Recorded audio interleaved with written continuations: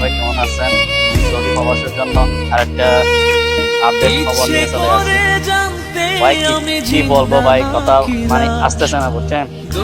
এই তো আমি আমার 10 মিনিট সবাই আর কি দোকানে গেছি। দোকানের থেকে আমাদের মানে বিল্ডিং থেকে দোকানে যেতে 2 মিনিট লাগে আর কি। দোকানে গেছি, ঠিক আছে। আমার পুলিশের গাড়ি 3টা, এখান থেকে একটা আছে, এখান থেকে একটা আছে, মানে রোডের একটা আপনার 4-5 মহলা রোড, এরকম 3টা-4টা গাড়ি নিয়ে আমাকে পেরাই দিচ্ছে, মানে পেরাই দিচ্ছে আর কি। আমাকে বলে মোহাম্মদ তাল তাল, আমি ভাই আমার কিছু কথা জিজ্ঞাসা করো নাই, আকামারটা নিচে নেওয়ার পর আমাকে মানে গাড়ির মধ্যে তুলে দিয়েছে আর কি।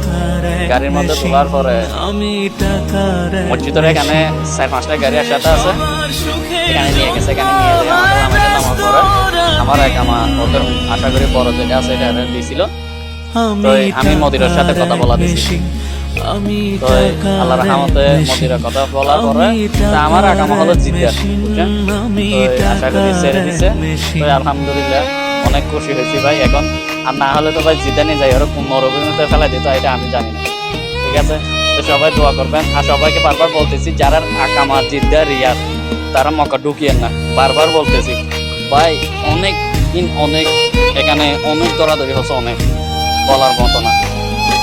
আর যারা আবার দেশে চলে যাইতে চান, তারা মক্কা আজিজিয়ার মধ্যে চলে আসেন, 5 মিনিটের ভিতরে আপনারা মানে ধরে ফেলতে পারবেন, সমস্যা নেই। সবাই ভালো থাকবেন, আল্লাহ হাফেজ, আসসালামু আলাইকুম।